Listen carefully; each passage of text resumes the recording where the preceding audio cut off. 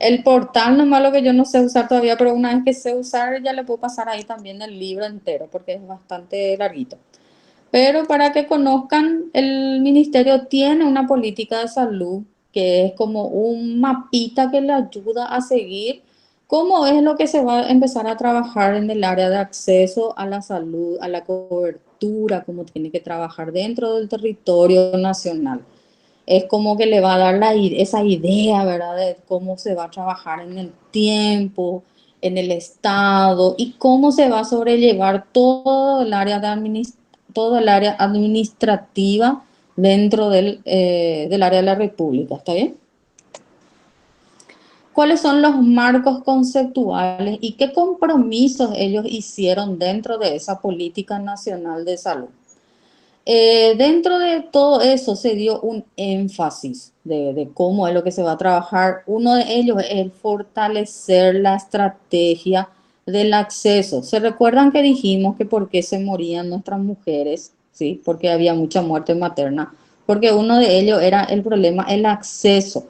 Entonces, por eso tenemos que fortalecer y ver para que tengamos todas las herramientas posibles y que nos puedan ayudar a tener esa estrategia de acceso universal y que sea para todos en el área de la salud y una cobertura amplia, ¿sí? Hacer todos los seguimientos y todo el esfuerzo que se pueda tener para alcanzar el objetivo, ¿sí? Prestar ese interés especial para tener aquellos mecanismos para hacer frente a todos esos determinantes sociales que le afecta a nuestra población. Por ejemplo, la falta de acceso al servicio, las calles, el agua potable, el saneamiento básico, la pobreza, la falta de educación, todo eso son determinantes. Búsqueda de mejores condiciones de vida, todo lo que le pueda ayudar a esa población a que tenga una mejor calidad de vida. Tenemos que ver la manera a crear estrategias de poder fortalecer eso. Eso va a ayudarnos. ¿Por qué se da mucho hincapié a eso? ¿O por qué vamos a interferir en esas cosas que estamos diciendo si no tienen nada que ver en salud? Decimos, pero sí tiene que ver mucho eso en salud. ¿Por qué? Porque eso va a ayudarle a las personas que piensen mejor, van a estar más saludables y obviamente al estar saludables, cuando ellos tienen conocimiento, ellos van a tener más salud. Entonces, por eso es lo que tenemos que intervenir también en esas cuestiones. Entonces, ese enfoque que nosotros le damos en los determinantes sociales a la población, obviamente va a intervenir, o sea, va a hacer que tengamos que tener un apoyo holístico, como dice, vamos a necesitar de dinero, ¿sí? Vamos a tener que efectivizar ahí algunas cosas que vamos a tener que invertir, esa sería la palabra. ¿Y de dónde vamos a sacar eso? El Estado tiene de dónde quitar, ¿verdad? Entonces tenemos que ver la manera, podemos buscar proyectos, podemos buscar ayudas, fundaciones, tenemos muchos clubes, tenemos muchos amigos, empresas que pueden hacer, por ejemplo, actividades sociales. Hay muchísimas maneras y estrategias que se pueden utilizar. Entonces, el enfoque determinante social señala que en al menos cuatro categorías es donde lo que nosotros podemos analizar e intervenir para poder tener un poquito más de salud. ¿Cuáles son esas cuatro categorías? Ahí habla. Una es la ambiental, ¿sí? Toda la parte de ambiente, cómo está nuestra población. El segundo es la parte socioeconómica, que ya sabemos cómo es la parte social, cómo está su dinero en el bolsillo y cuál es la cultura de mi población, ¿sí? Porque a veces yo puedo tener un asentamiento, puedo tener una familia o una comunidad indígena, entonces tengo que respetar las creencias de ellos. Después tengo que ver los servicios de atención de salud que tengo en la comunidad y por último tengo que ver también la parte biológica, ¿sí? Que eso también va a depender mucho. Bueno, ¿qué incluye la parte ambiental? ¿Qué es lo que yo voy a ir a ver ahí?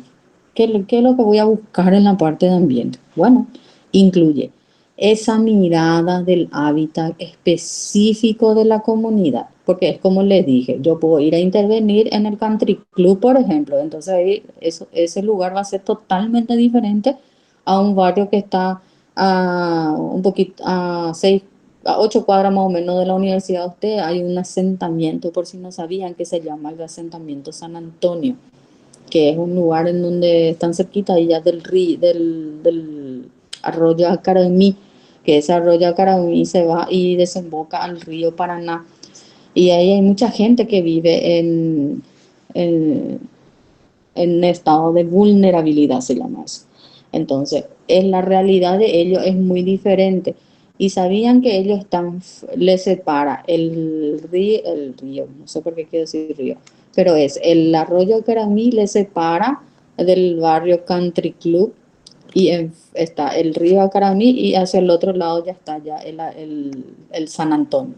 Y las dos comunidades son totalmente diferentes las necesidades.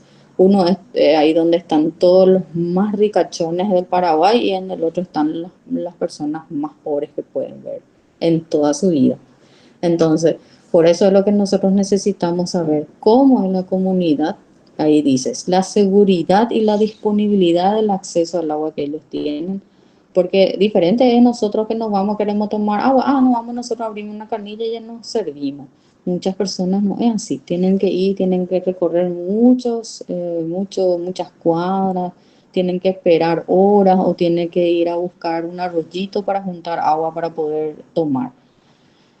Aparte que no saben que eso de quitar nomás del arroyo no es potable, eso se debería de mínimamente estar hirviendo primero, tienen que hacer una serie de procesos para que esa agua esté 100% potable primero para que la persona consuma, ¿verdad? O sea, como se dice, no es apta para el consumo. Luego está la ocurrencia de fenómenos naturales riesgosos. ¿Qué significa eso? El estar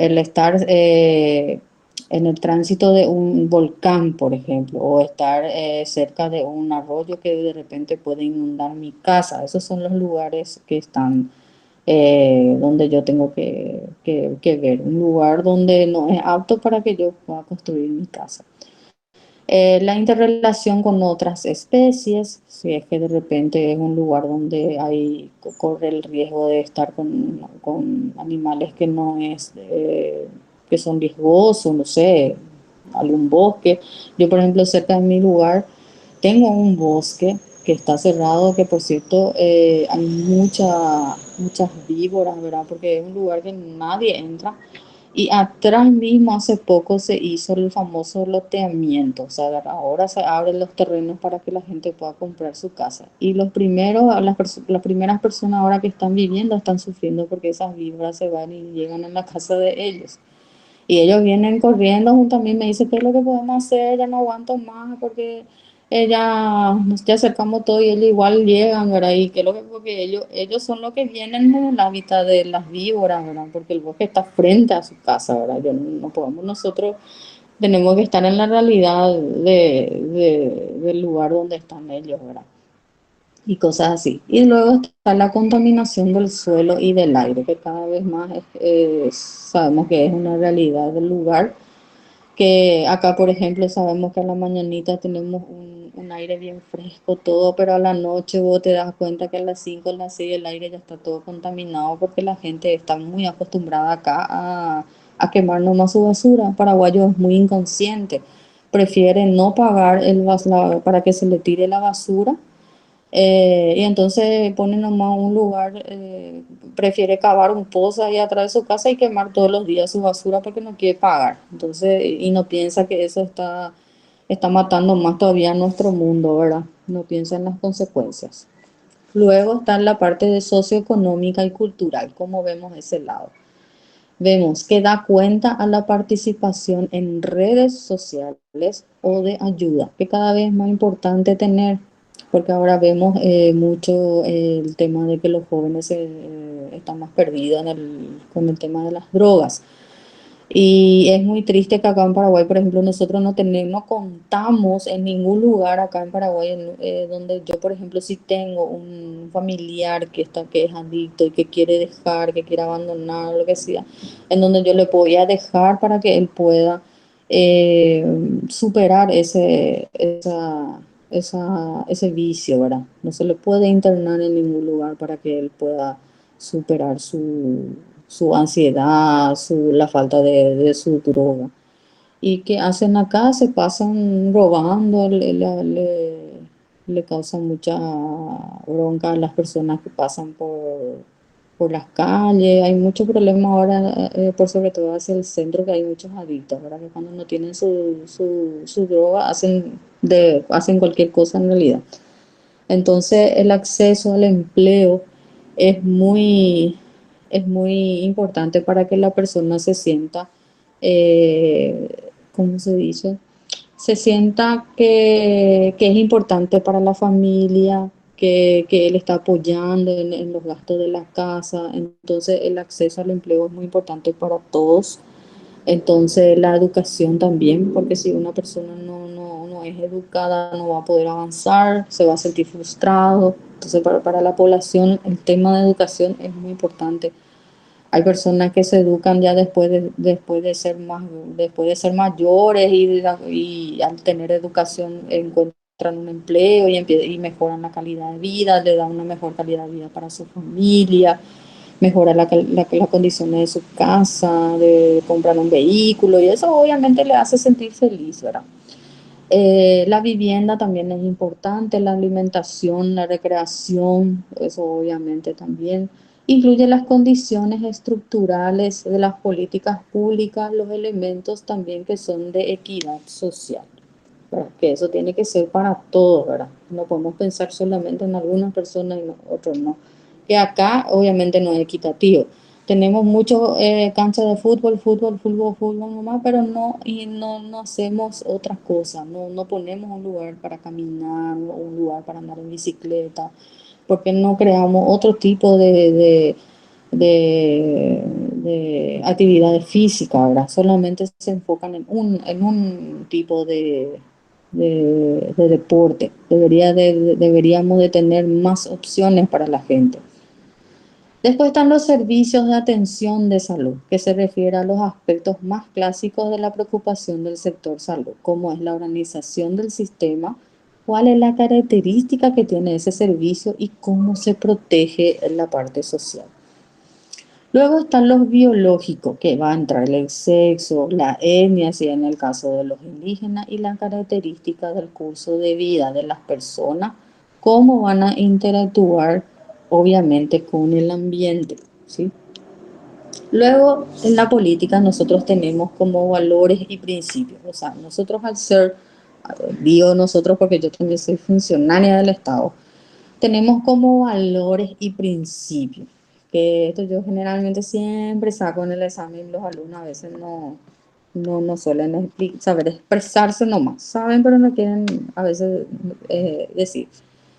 ¿Qué es lo que es tener valor y principio? Cuando uno está en el Estado, cuando mañana ustedes se reciban de médicos y trabajan en Brasil y ya estén por las UBS o ya estén en el SUS o lo que sea, pero vaya, hacen parte del Estado, ustedes ahí tienen que agarrar ese sentido de pertenecer al Estado, ¿verdad? Al gobierno de Brasil o de Paraguay, no sé dónde ustedes van a ir, ¿verdad? O otro país, ¿verdad? Donde pueden irse a Portugal o España, no sé, pero tienen que sentir tienen que tener ese valor y principio y también, porque no como médico, ¿verdad? Y ahí habla que es esencial para establecer la prioridad nacional y para evaluar los pactos sociales, dice. Está hablando del valor y principio de la política nacional de salud. Responde a las necesidades y expectativas de la población, dice. En consecuencia, en el presente Plan Nacional de Salud se explicitan los valores y los principios que son orientadores. Luego están las constituciones, habla de los siguientes artículos. En el 7 habla del derecho al ambiente saludable, o sea que no podemos estar en un ambiente que no es salubre, ¿verdad? En un lugar donde están fumando mucho, yo puedo quejarme o puedo hacer algo para que no estén así, yo tengo derecho a eso. O, por ejemplo, yo puedo estar en un lugar, qué sé yo, en la sala de urgencia y si no está limpio o si está contaminado, yo tengo el derecho de decir, no, yo no voy a trabajar en este estado porque ustedes me tienen que garantizar un ambiente saludable y este ambiente no está saludable. Entonces vos tenés todo el derecho de decir. En el artículo 55 habla de la maternidad y la paternidad, que en realidad hay mucho derecho acá, que la mamá, por ejemplo, tiene su permiso en el embarazo para darle de mamar a sus niños, todo tiene estipulado el tiempo cuando va a faltar en sus actividades laborales, igual tiene que ser pagada, la mamá no puede ser despedida durante su embarazo y todas esas cuestiones. Y el papá tiene su permiso también laboral con goce de sueldo, obviamente, cuando viene el bebé, o sea, cuando nace su hijo, ¿verdad? Luego está el artículo 57 de la tercera edad de los adultos mayores. El artículo 57 58, perdón, habla de los derechos de las personas excepcionales. Del artículo 60, la protección contra la violencia. Y en la 61 de la planificación familiar y de salud materno-infantil. En síntesis tenemos todos esos protocolos. Bueno, dentro de los valores y principios hablamos de equidad. Van a escuchar mucho todavía gente de este concepto. Y de equidad podemos hablar hasta con nuestras palabras, no hay una definición únicamente, ¿sí? Sí, puedes pasar nomás Dios. Podemos hablar de muchísimas formas, ¿sí? La equidad, ¿qué es? Es de ahí habla de que se refiere a la ausencia de diferencias injustas en el estado de salud, en el acceso a los servicios de salud integral oportuna y de calidad, en la contribución financiera y el acceso a entornos saludables. ¿Qué quiere decir eso? De que por qué yo le voy a atender mejor a una blanca y al negro no le voy a querer atender. Eso, por ejemplo, es una inequidad y aparte de eso es un racismo. Entonces yo tengo que ser equitativo. O por qué yo le voy a atender más bien a uno que a otro, ¿verdad? Sino que yo tengo que atenderle un poquito más porque a lo mejor a uno que tiene poca educación. Ahí sí, yo tengo que dibujarle más porque no me lee, por ejemplo. Entonces yo tengo que dibujar a un adulto mayor, por ejemplo. Yo creo que eso va a ser un mejor ejemplo. Un adulto mayor que no lee. Entonces, y necesito darle una receta de su medicación. Entonces yo le dibujo su pastillita y le muestro cómo va a tomar. Entonces, ¿por qué yo me tomé más tiempo con él? Porque yo hice una equidad con él. Porque ya que como él no lee, entonces yo me di el tiempo de hacerle un dibujo para que él pueda entender cómo va a tomar su medicamento. Entonces, eso es ser equitativo.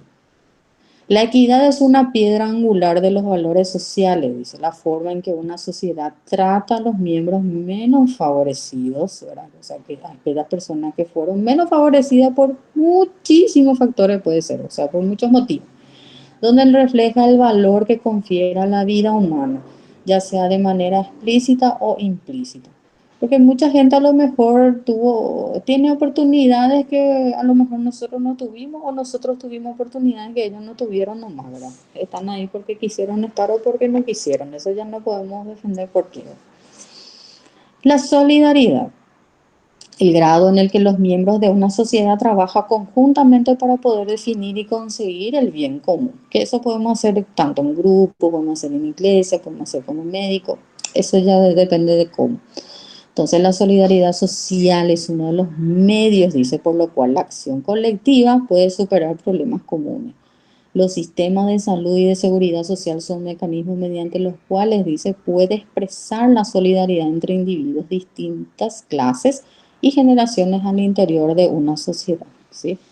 O sea, el servicio y la política nacional de salud puede ser solidario. ¿Cómo? En habilitar, por ejemplo, como un consultorio, en vez de habilitar a las 7 de la mañana, vamos a habilitarnos más temprano, ya que nuestros pacientes vienen más temprano, vamos a habilitar a las 6 de la mañana. Entonces, eso ahí nosotros ya estamos siendo solidarios, ¿sí? O en vez de dar 10 números nomás, vamos a dar unos 5 números más, ¿sí? Y ya podemos ser, ya somos un poquito más solidarios. Y eso ya estamos haciendo de forma diaria. Tampoco no podemos dar mucho más de lo que podemos porque en un momento dado vamos a cansarnos. Siempre tenemos que dar un poquito nomás más de lo que podemos, ¿sí? Respeto a la diversidad, donde habla que se asume que los diversos somos todos y que debemos convivir, que somos diversos, ¿verdad? Y que debemos convivir y lograr la unidad en el marco de esa diversidad. Conlleva un cambio de mirada donde no hay diferentes, ¿ok? Y normales, sino que nos enriquecemos cuanto más entendemos que somos diferentes unos de otros y nos respetamos, obviamente, y tenemos que aprovechar esas diferencias. Los principios, entonces, hay varios. Uno de ellos dentro de la política son la universalidad, donde nos señala que los habitantes del país deben estar al alcance del sistema de salud. O sea, las personas sin ningún tipo de discriminación, ellos pueden beneficiarse de los servicios que tiene la política de salud, o sea, de todos los servicios de salud que tiene el ministerio. La calidad y la humanización en los servicios. O sea, tenemos que tener esa calidad y esa humanización a nuestro paciente. Tratarle como yo quiero ser tratado si es que yo necesito del servicio de salud. Si yo me enfermo hoy y me tengo que operar hoy, yo quiero que me traten también bien. Yo, por ejemplo, me operé hace un año y mucho miedo también tenía. Tenía miedo del anestesista, tenía miedo de la enfermera, tenía miedo de todo, ¿verdad? Y más todavía de las agujas y de todo. Y yo fui muy bien atendida. ¿Por qué? Porque tuve esa calidad y tuve también esa humanización por parte de mis compañeros. Y veía que así como le trataban a los otros pacientes, ellos me trataban a mí también. Y eso es lo que se insiste con la Política Nacional de Salud, que en todos los servicios el trato sea igualitario y que todos recibamos ese tipo de tratamiento, ¿sí? Entonces, orientar la actuación del personal, que es lo que insiste la política, que tenemos que insistir que todos los compañeros sigan ese ritmo y que no permitamos que nuestros compañeros de repente, si están agotados, empiecen a maltratar a los pacientes, ¿sí? Actuación del personal de salud hacia el servicio del usuario, considerar a ese en la globalidad personal, ofrecerle la asistencia integral siempre, obviamente. ¿Qué significa la atención integral? Yo me fui para una consulta por una amigdalitis, pero me ofrecieron también la vacuna. Eso, por ejemplo, es una atención integral. Incluye una relación empática, eso de buenos días, ¿qué tal señora? ¿Cómo estás? Eso, por ejemplo, ya es ya tener una empatía con el paciente.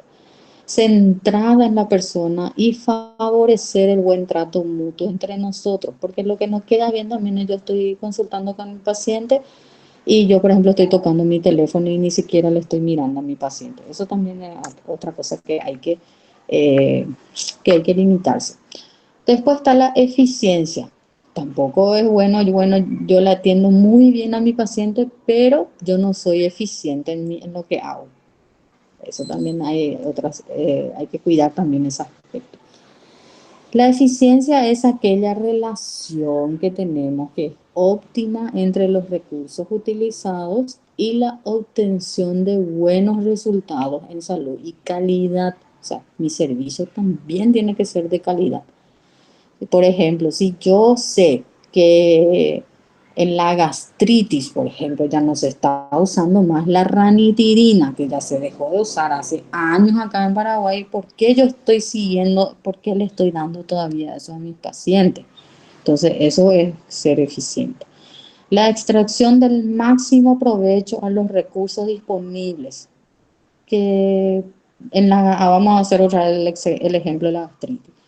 Yo tengo muchísimo omeprazol en mi servicio, pero yo le mando a comprar el omeprazol en la farmacia. Eso, por ejemplo, está mal. ¿Por qué le hago gastar otra vez a mi paciente, siendo que yo no estoy aprovechando el recurso que yo tengo ahí en mi servicio? Y les cuento, chicos, que muchos médicos hacen eso. No sé por qué. A lo mejor es porque ganan en alguna farmacia. En eso no quiero entrar tanto. Bueno, en términos sociales, eficiencia significa la maximización del bienestar social.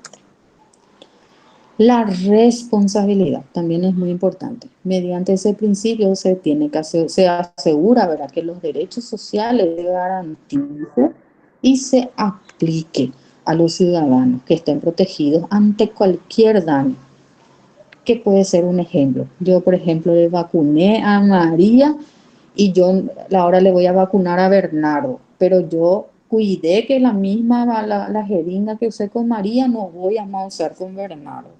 Eso, por ejemplo, es mi responsabilidad.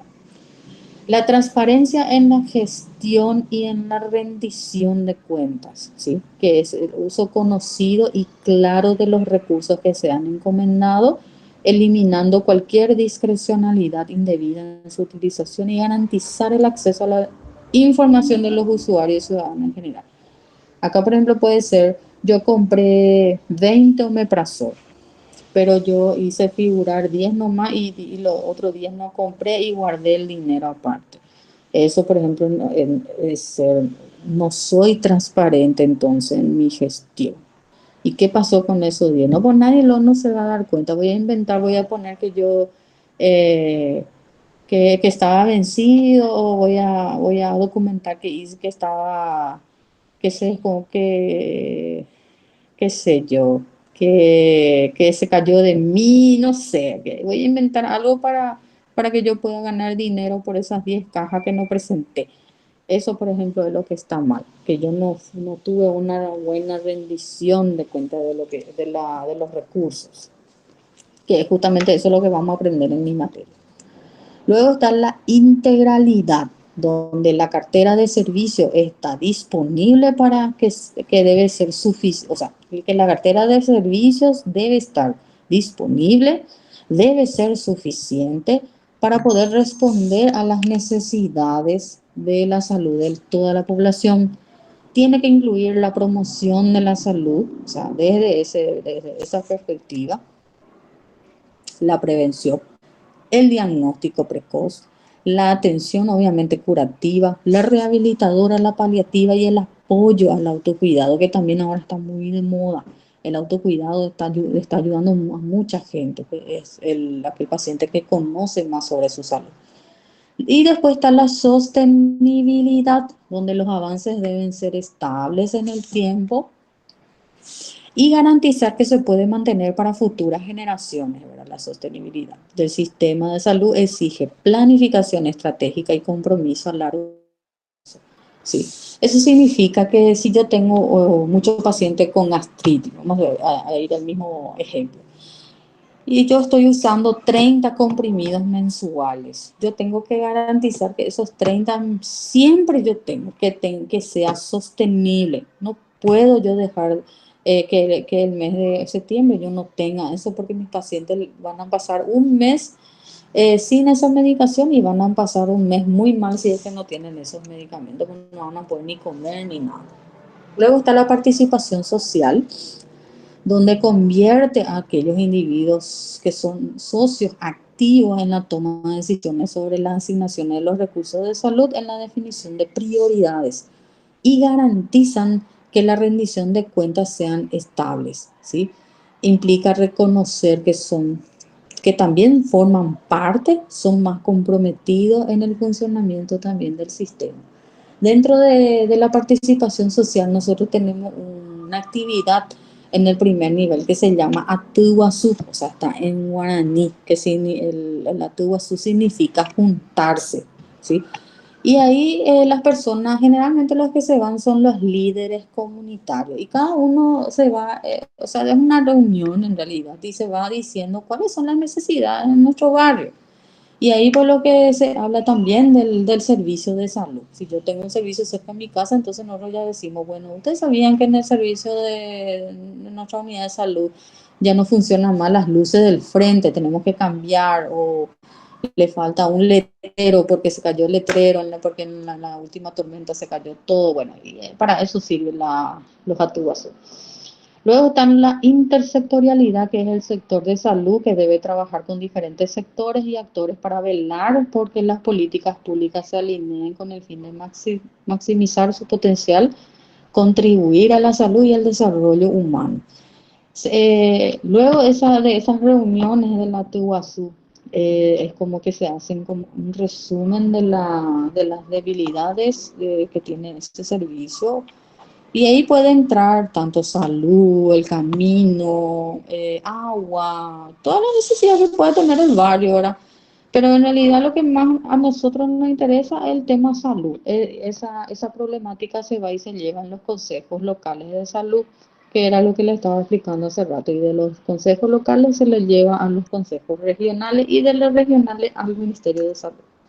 Y así se va, eh, es como una cadena que va hasta al cadena de mando mayor, ¿verdad?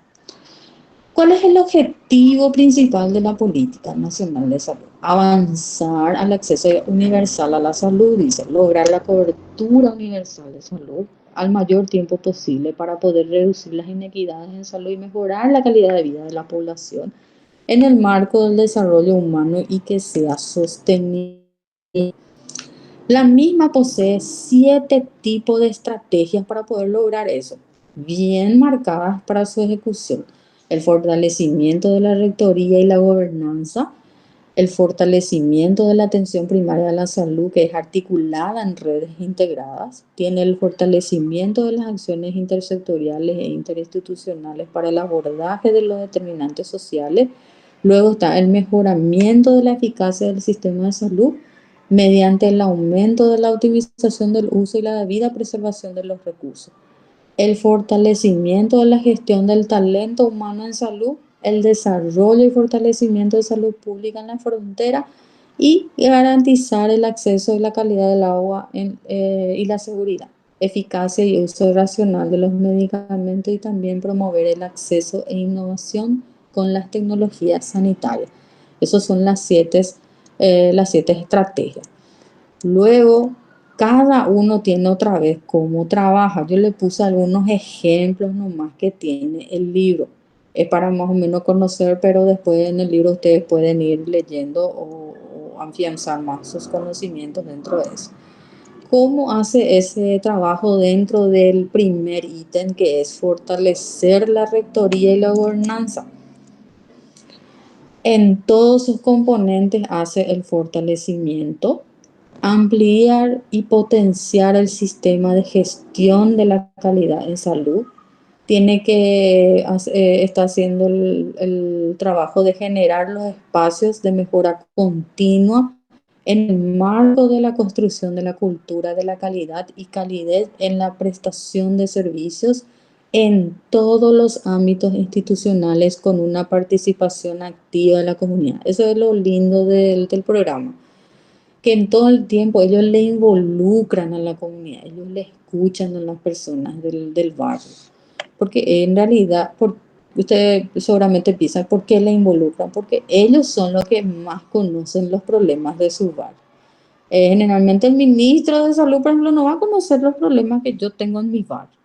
Tanto igual ustedes, como yo, por ejemplo, voy a saber los problemas que ustedes tienen en sus casas.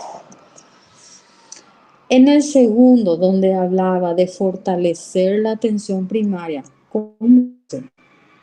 adecuando las unidades que ya están existentes y también habilitar más números de las mismas.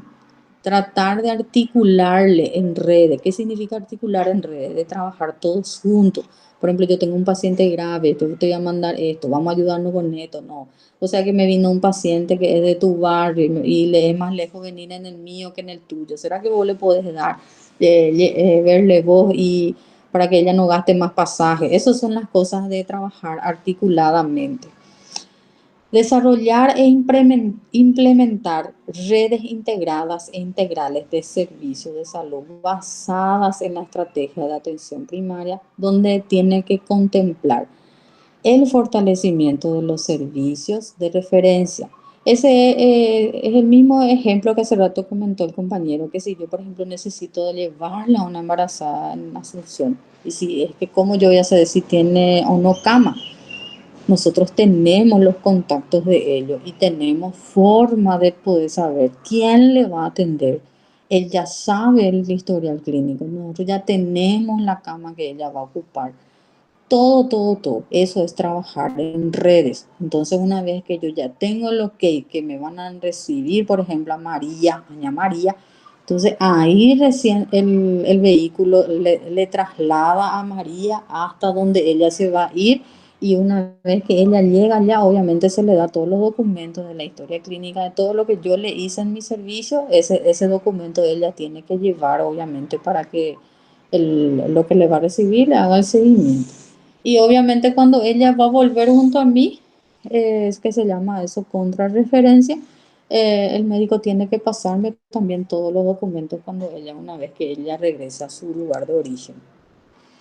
¿Cómo se hace el fortalecimiento de las acciones intersectoriales e interinstitucionales para el abordaje de los determinantes sociales? Es ahí, por ejemplo, muy bien se ve en la imagen, si se dan cuenta.